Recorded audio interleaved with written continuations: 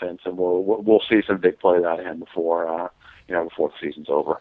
Yeah, and I mean he's got that elite speed, like you said. You can't teach that. And what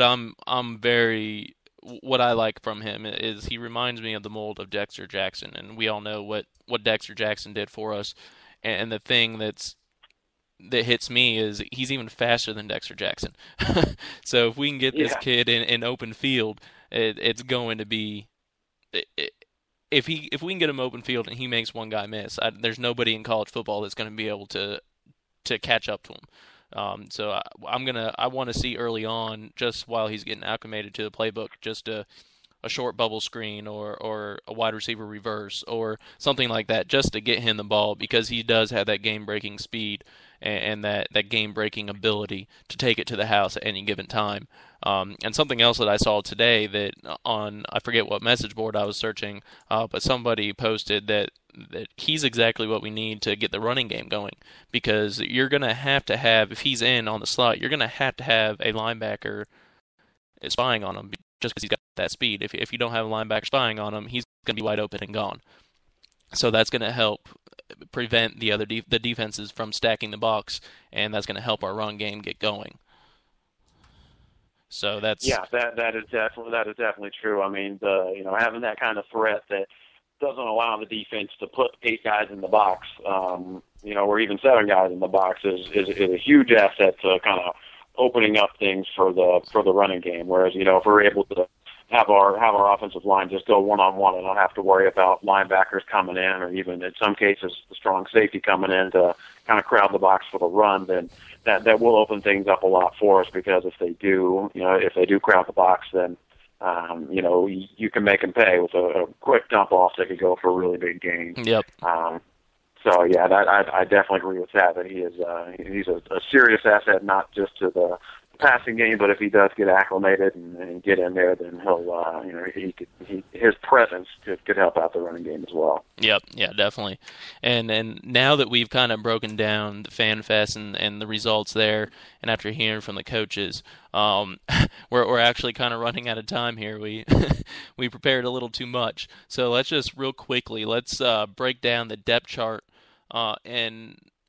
and just kind of go through both sides of the ball, if you don't mind, Mike, and just say who the sure starters are and who you expect to start on both sides of the ball. Just try to go real quick, and just to let our listeners know, so they know what to expect going into ECU.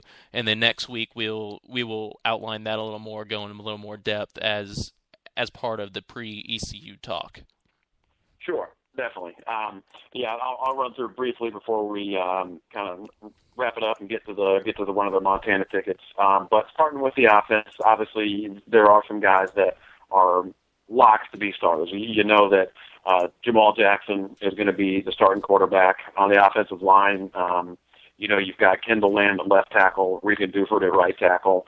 Tight end Drew Bailey seems almost 100% entrenched in that starting tight end spot. And then the 3 wide receivers, Tony Washington, Andrew Peacock, Sean Price. So it's really good to have those positions locked up, especially from an offensive line standpoint, that we've got both the edges. We know who's going to be there. Really, the biggest battles are going to be on the interior of the offensive line, where you've got Graham Fisher, Shaq Counts, Ian Barnard, Kalen Jones, and Alex Acey, all battling for those 3 spots in the middle. If I had to take a guess as to who I think is going to be starting, I think the unit we saw at FanFest will probably be the same unit that takes the field of East Carolina, just given the kind of injury problems with Acey and Jones, and how up to speed they are right now from a conditioning standpoint. I'm expecting to see Shaq Counts at left guard, Graham Fisher at center, and Ian Barnard at right guard.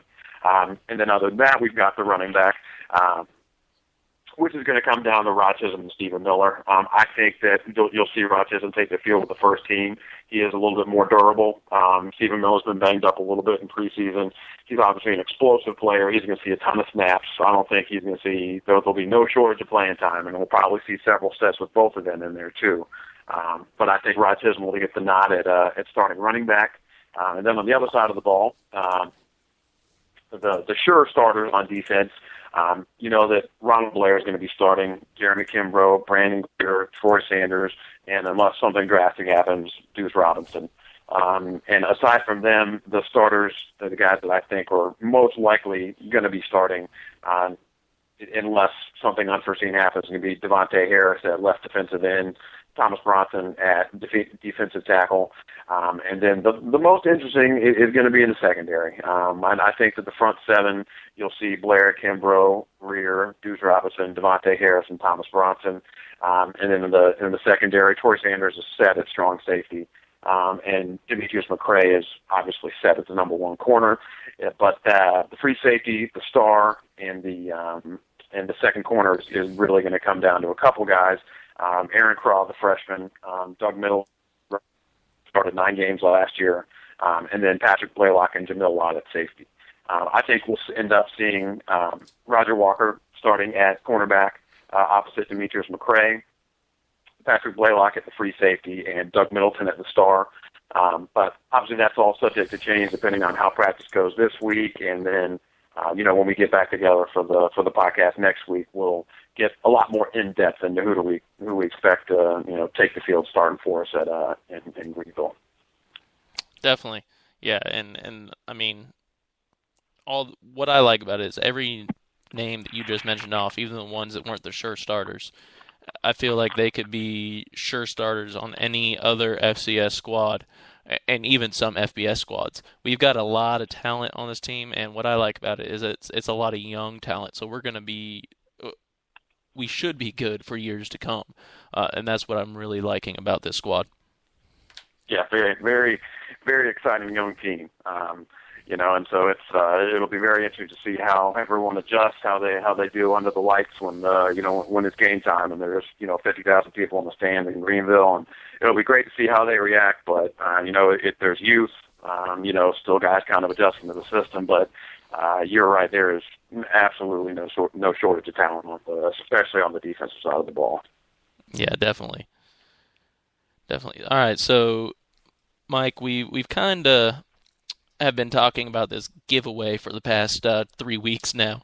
Why don't you explain to our listeners what this giveaway is before I announce this winner?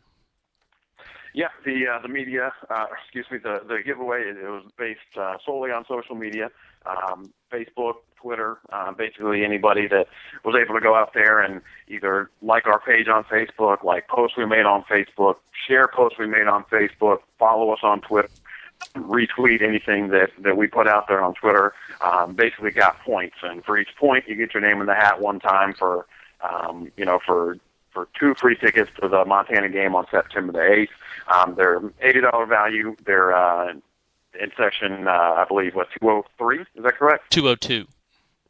202.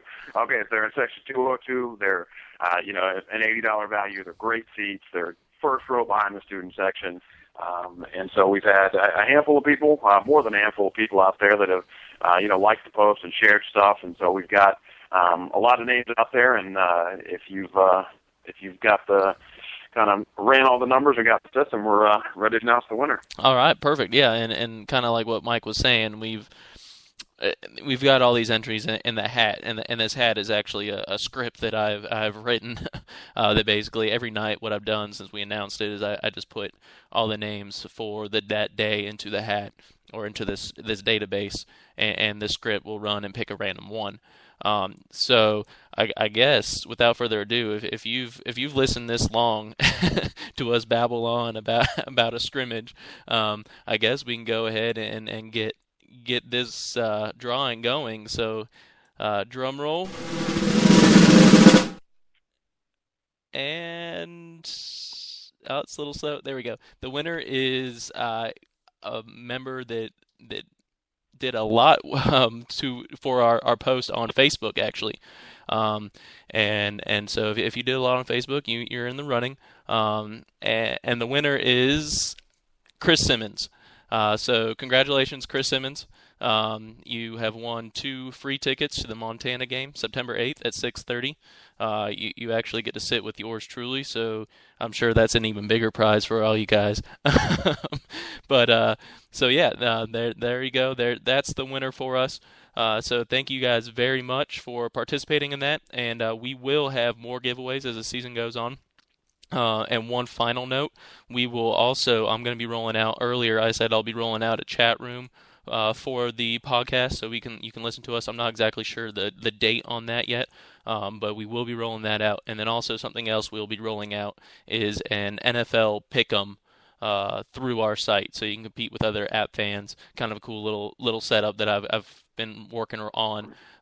You can compete with other app fans on picking the NFL games. And if there's enough interest in that, I might actually go ahead and throw college in there as well. I just got to make sure there's enough interest before I put all that front load all that effort. So once again, thank you, Chris Simmons, for helping us out, and everyone else who entered into the contest. Thank you very much. That's helped us build our followers a ton, and we couldn't have done it without you, as the cliche goes. So thanks again. And